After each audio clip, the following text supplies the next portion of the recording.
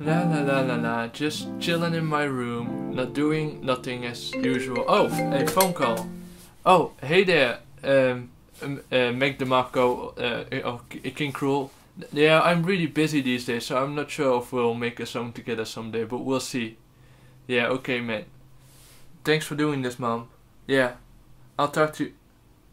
I do shower every day. Why do you keep on? Okay, I love you. I mean, bye bye, Mom. Oh, hey there, Broski Nation. How are you doing? Today is going to be a really exciting video. I'm going to show you different techniques on how to write a minor chord progression. It's going to be extensive but easy and fun. First of all, I can hear you thinking, how does Jens know what I'm thinking? And the other thing that I can hear you thinking is, well, Jens, you're teaching us all these cool ways to write songs and chord progressions, but how do I get my music out there? And I have the answer for you.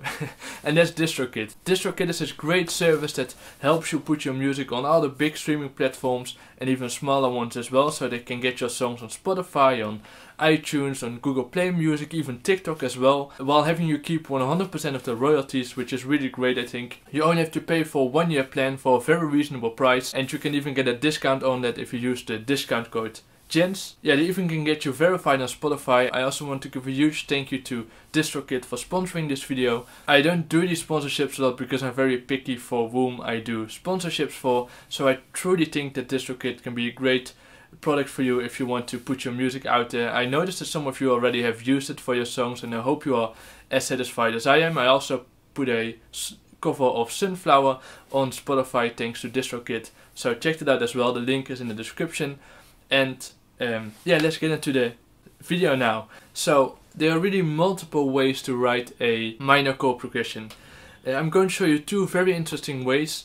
The first one is sort of based around the major chord progression. I already made a video on major chord progressions, you can check that out. I will repeat a lot of that as well now to freshen up your mind and to explain things. But if it gets a bit too difficult, I recommend you to watch the other video on chord progressions as well. So even though that we're going to write a song in minor, as I said, we will start off with a major scale, because what we're really going to do is we're going to use a major scale, a major key, and then at the end perform sort of a trick to make it sound more like a minor chord progression.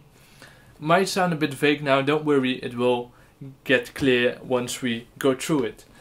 So first of all, before we choose to write a chord progression, it might be very useful to choose a key to write in.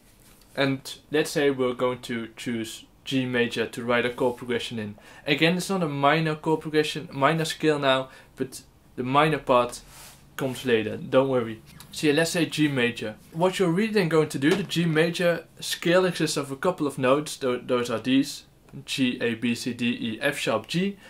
If you not really know how a scale works or how it's made up, I have a video on it as well, but you have to maybe imagine that, you know, a key really picks up a pattern of notes from all the notes available. So for G major, for the G major key, G major scale, that happens to be G, A, B, C, D, E, F sharp. That's really all you need to know. So if you want to know how which notes are in a certain key, you can also look that up. You know, look up G major key, and then you'll find the notes. Or watch my video on scales. They are really explained in detail how you can find out which notes are in a certain scale. But anyways, for now we're going to use the G major scale, and these are the notes that are in it, I think. Or we'll show it here. Somewhere on screen you will see now the notes of the G major scale. So now we only have these notes of the G major scale, but of course we want to write chord progressions, so we need chords. Now, how do we figure out which chords are in a certain key? That's a very good question. There are multiple ways to do that.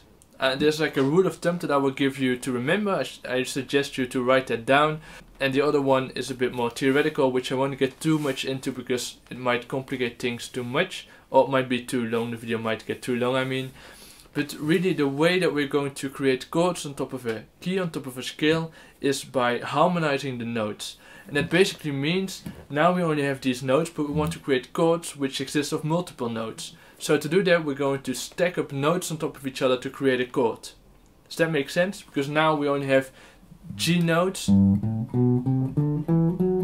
these notes, but those are not chords. We want to write chords, so we want to have fuller sounds, like like that, and even maybe use minor 7 chords as well, because we're writing an indie song, which you will find a lot in indie song. So as I said, the idea is to stack up notes, and the way we're going to do that, I will also give you a rule of thumb to find this out. So it's just really about understanding what we're doing now.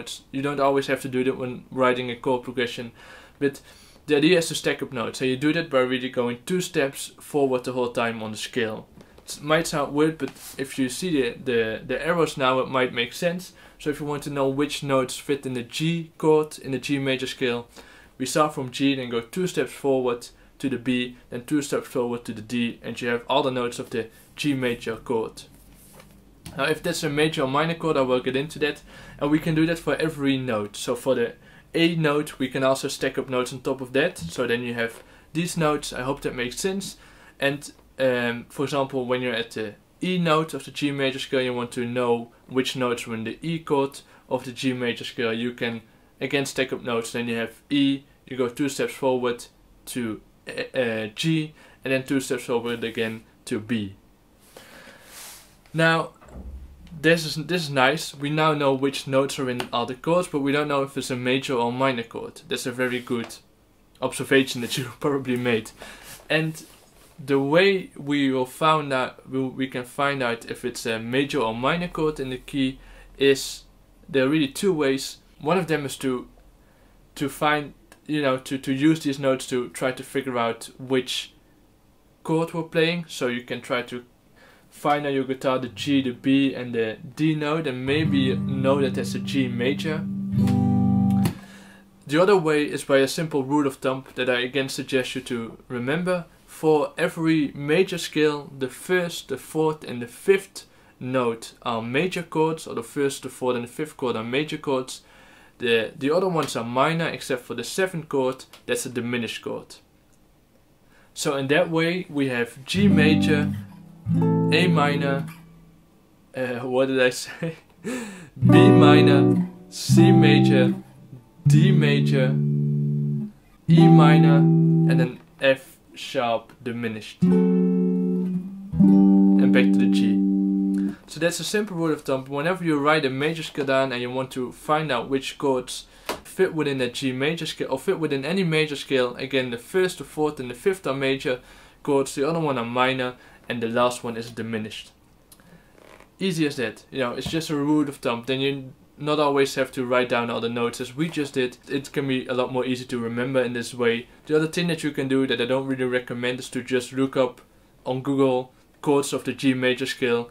But again, I don't recommend to do that, because it's very important that you understand really what we're doing, because the information of which notes fit within the chord is also very useful if you want to solo, or if you want to know the scale a bit better, or if you want to make cooler chords like minor 7 chords. Then really knowledge of how this works, of how creating chords on a scale works, is very useful. Then we have these chords as shown here, as I just said. Of course we want to write a indie song, so to say, and a lot of indie artists use major 7 chords, minor 7 chords, like these chords, and it might sound familiar, stuff like that. And the way we can find out those chords, if we can play, for example, a major or minor 7, is by again stacking up notes on top of it. So then we have 4 notes in each chord. So then, for example, for the G chord, we would do G, 2 steps forward to the B, 2 steps forward to the D, and again 2 steps forward we have an F sharp. So then we have a G major 7. The other way you can know this is again by a sort of rule of thumb, which is that almost all the notes you can just add 7 to. So G major becomes G major 7, A minor becomes A minor 7, B minor becomes B minor 7, C major becomes C major 7. However, the 5th note, so to say, of the scale becomes a dominant 7. So instead of a D major 7, you get a D dominant 7. Or in general, instead of the 5th note of the key being a major 7, it becomes a dominant 7. And of course a diminished becomes a diminished minor 7 with a flatted B. With a flatted 5th, I mean. So it's this chord in our example. So these rules of thumb, which I said that the first, the fourth and the fifth are major, other one's minor, last one is diminished, works for every scale. So also if you write something in A major, the exact same thing applies, only you then start off with the A major scale. And again, yeah, and what I also really recommend you to do, especially when you're writing something in minor, which we will get to in a few seconds, is to be creative with the sevens and the nines and the add-ons on the chord. So you can try to play a C7, C dominant 7 instead of a C major 7 in a G major scale. You know, you can get creative with that, especially with the minor 7s and the major 7s and the dominant 7s. I mean, especially the system that I'm teaching you now is not really the only way to write a song. You can really step out of it how much you like. It's all about if you think it sounds good, if you like how it sounds, you know?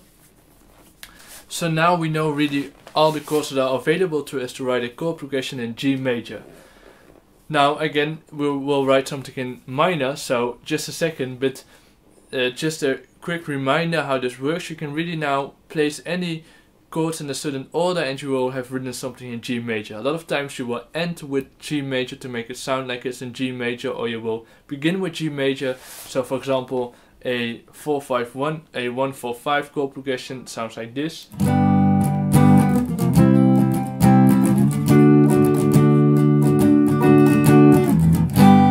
What really makes that the song you're writing is in G major is the notes you use, but also a bit which chord it sounds nicest to end on. So now it's in this chord progression, it's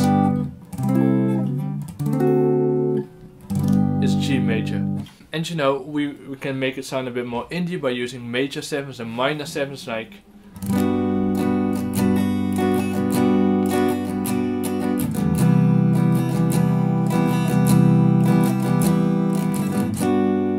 that was like a 1-4 chord progression. You can really get very creative. You can also write something like a 1-4-2-5 chord progression, like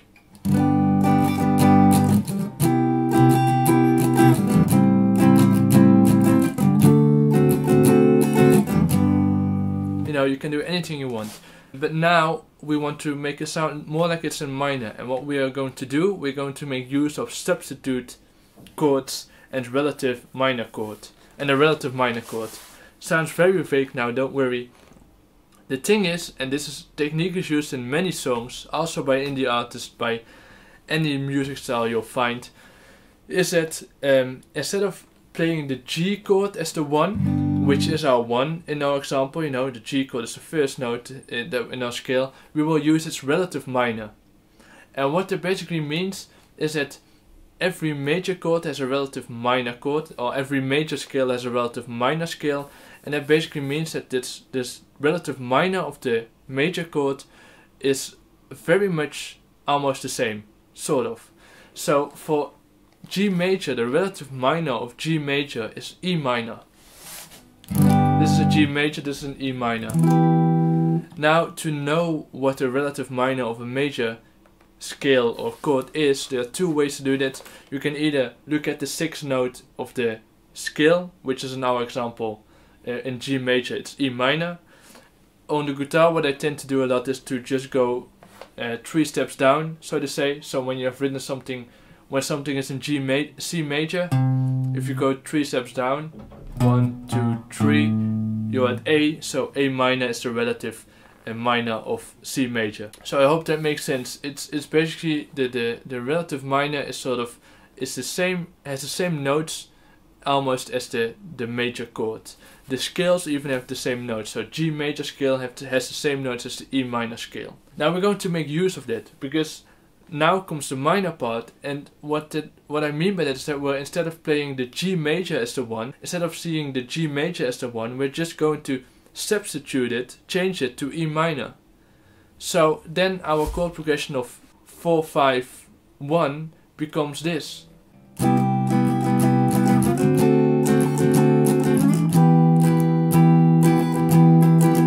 So instead of seeing the G major as the 1, we're seeing the E minor as the 1.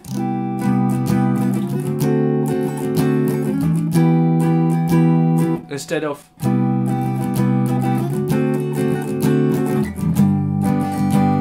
I hope you can see what we're really doing. We're it's also more like a practical tip, because now it isn't really logical anymore, because the the first note in our scale is an E minor. That's not really the case. We're really just doing a secret little trick to make it sound more like it's in minor by using the relative minor of our 1, of the G major in our example. It's really nice because it gives a very different effect to your chord progression using the relative minor of the major chord. So, for example, the other chord progression that we use is 1 4 2 5, which would be now.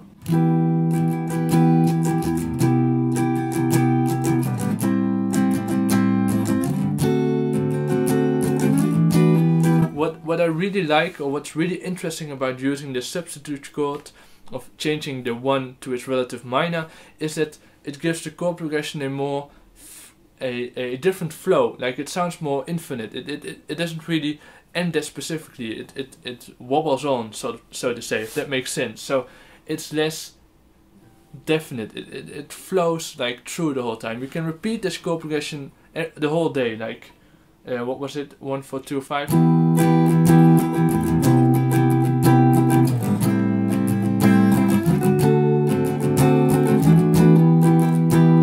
I like it.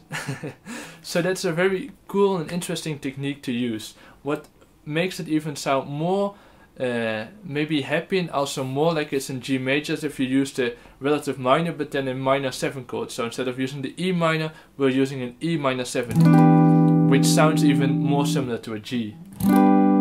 So then it would be.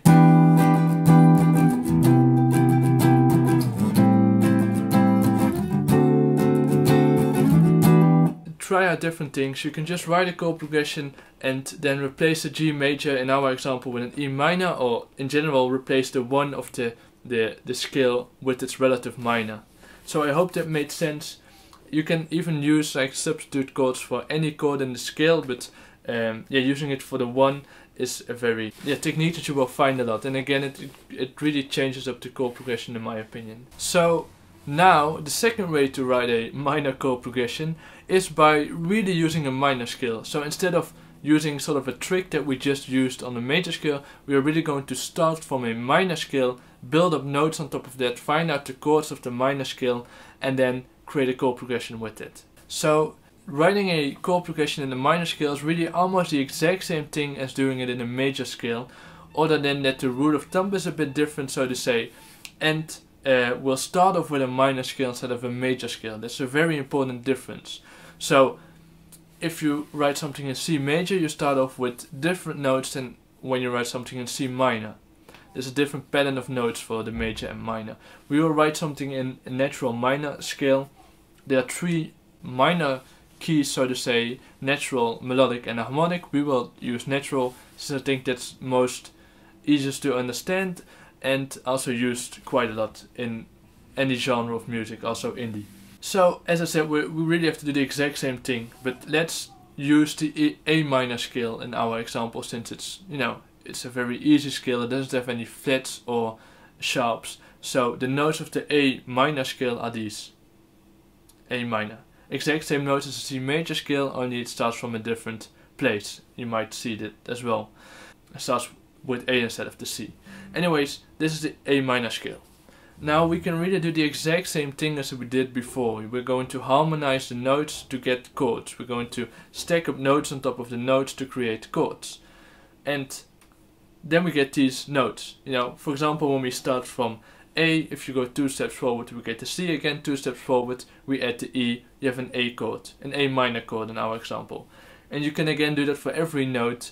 Try to see if that makes sense if you stack up the notes on top of each other, because it will take a lot of time if we do this together, but I hope that makes sense. So yeah, then again we have all these notes which might come a bit across as vague. However, it's very useful to see this and see which notes the chords consist of. But again, we can use a rule of thumb, which is different for the natural minor than for the major scale, as I said before. So for the major, it was that the 1st, the 4th, the 5th are major. The other ones are minor, except for the 7th one, that's diminished. For the minor scale, there's a different rule of thumb, and that's that the 1st, the 4th, and the 5th chord are minor. The other ones are major, except for the 2nd one, that's a diminished chord. Write that down as well.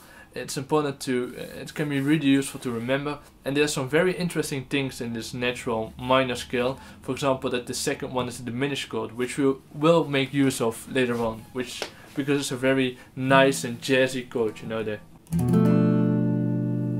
it's a very jazzy chord that we can make use of.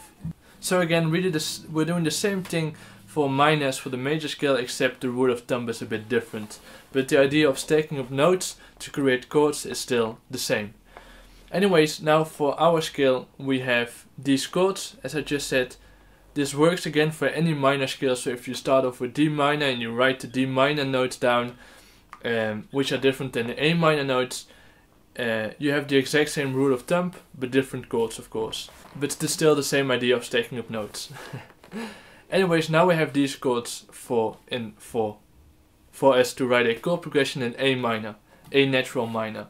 What's really nice about the natural minor scale, in my opinion, natural minor chords, is that you can sometimes get even more creative with the major and minor 7 and dominant 7 chords.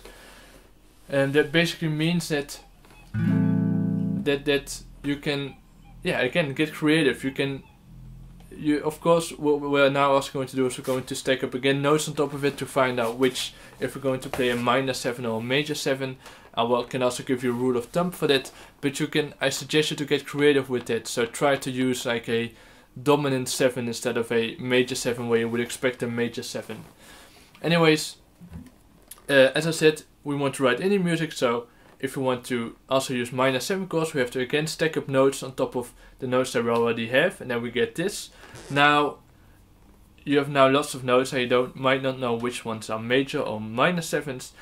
Sort of the same thing almost applies, that all the major become major 7s and all the minor become minor 7s, except for the 7th chord that becomes a dominant 7. So in A minor, that's the G note, the 7th note, as you can see in the scale, that becomes a dominant 7 instead of a major 7.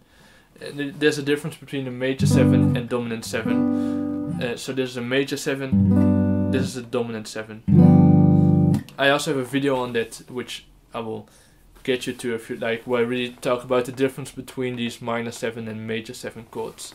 So yeah, that's the trick really. And the second chord in our example, or in any minor scale, becomes a minor 7 with a flatted 5th instead of, yeah, just really that.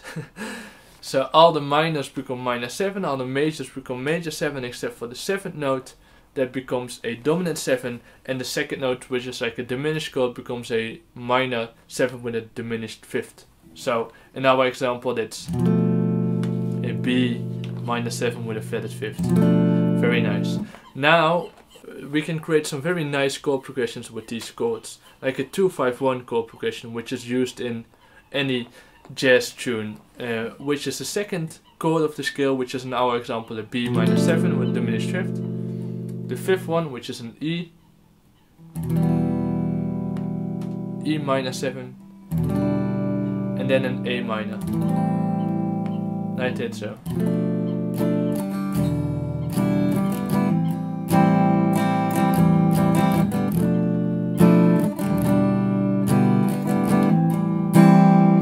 like that. So you can also play it higher on the neck like this.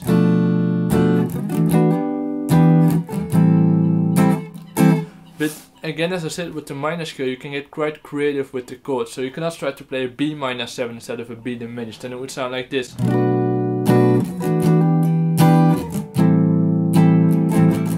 Works as well.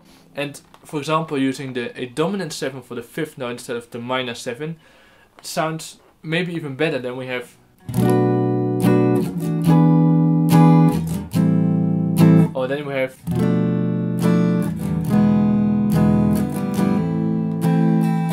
like that. So again, especially this 5th chord of the natural minor scale is a minor 7. However, you might know, and I've said this quite a few times, that going from the 5th to the 1 is very nice, but there's even more release of tension if you use a dominant 7 chord instead of a minor 7 chord for the 5th. So then instead of doing this,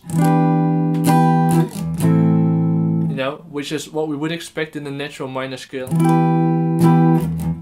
going from the 5 to the 1, playing a dominant 7 instead of a minor 7, releases even more tension. So that's something, for example, that you can just play around with, play different types of chords. But now with this natural minor scale that we have in our hands, we can write chord progressions in natural minor.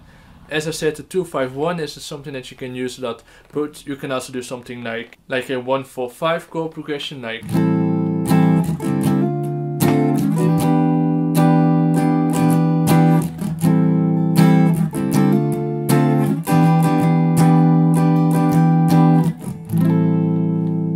that, or you know, like a chord progression like Honey Pie, which is a 1-5-4 chord progression.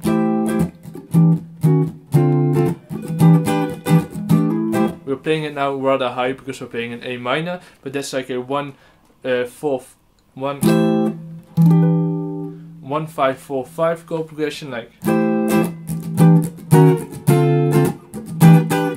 So first a minor 7, then a E minor 7, then a D minor 7, then an E minor 7. You know, also a natural minor chord progression. So yeah, you can do lots of different chord progressions. So you can also of course play around with the open chords of these chords, like a 1-6-2-5 chord progression would sound like this.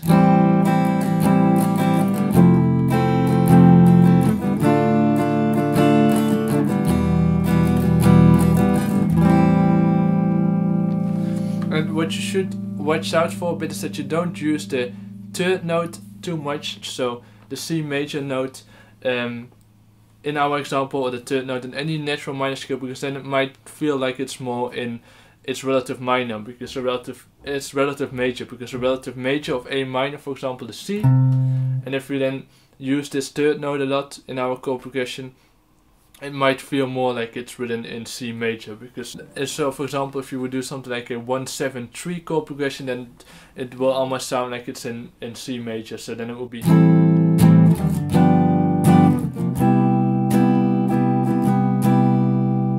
you know, there's something to look out for.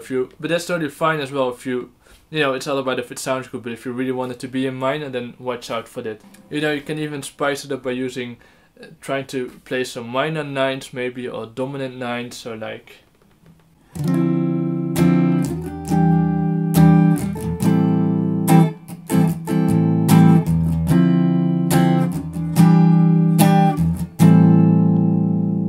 and you might notice that, you know, a lot of times you will hear that minor sounds more sad than major, but especially when you use minor 7 chords and when you step a bit out of the scale, like using a dominant chord for the 5th note, like, it really loses a lot of the sadness, so to say. So there's something to keep in mind as well. A minor chord progression definitely doesn't have to sound sad, especially also when you look at the rhythm, you know, like the Honey Pie example that I gave earlier by Johnny Utah.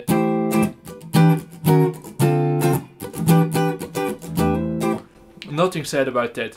Like the rhythm, how you play the chords and the voicing, so again using minor 7s really changes the whole vibe of how it sounds, you know, of the sadness or the happiness. But for example, when you would use more open chords and a natural minor chord progression, so in our example that would be A minor.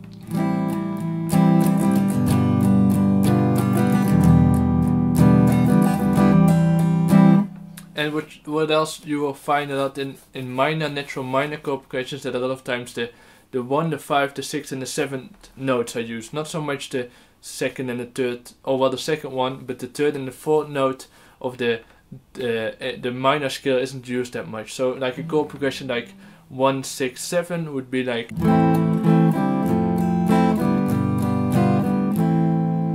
you know, you can get creative with that, of course. I can give you many examples, but I really recommend you to get creative with these chords. And it's also very important to remember that it's all about if you think it sounds good. If you go out of the scale, or if you know, it's really all about if it sounds good. This is just a very nice and approachable way to write a chord progression. It can also really help you to find ways to create some more tension, to flow out of the chord progression, flow out of the scale. I mean, but yeah, it's really not a strict rule or anything. Definitely not. So it's a system, it's a skill, using this is a way to get inspired to create your chord progressions, but a chord progression isn't good if it fits within the scale. It's good if you think it sounds good. However, using the system, looking at the chords and stuff like that of the key is a way to a lot of times make very nice sounding chord progressions, because it just sounds quite nice a lot of times. The last thing that I want to say about the natural minor chords is that it's also a nice way to, the minor 7 chords in my opinion are very nice to play some more rhythm, almost funky chords like.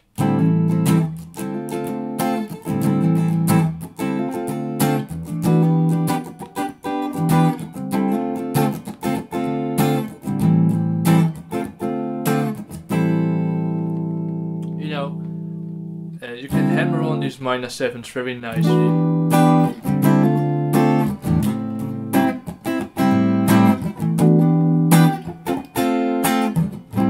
And also to play them as open chords, as I said before,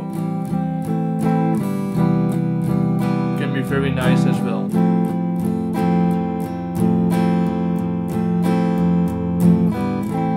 That was like a 1-3-6 chord progression. You can get creative with it, of course. Anyways, I think that's really everything I wanted to say about writing songs in minor chord progressions. I really hope this was useful. Don't forget to follow me on Instagram, by the way. There you can sometimes vote which song I do next. Also, sometimes we figure out songs together on Twitch, the ones that we've chosen on Instagram. So check it out as well. And all the links are in the description. Also to DistroKid, as mentioned before. And again, thank you so much for watching.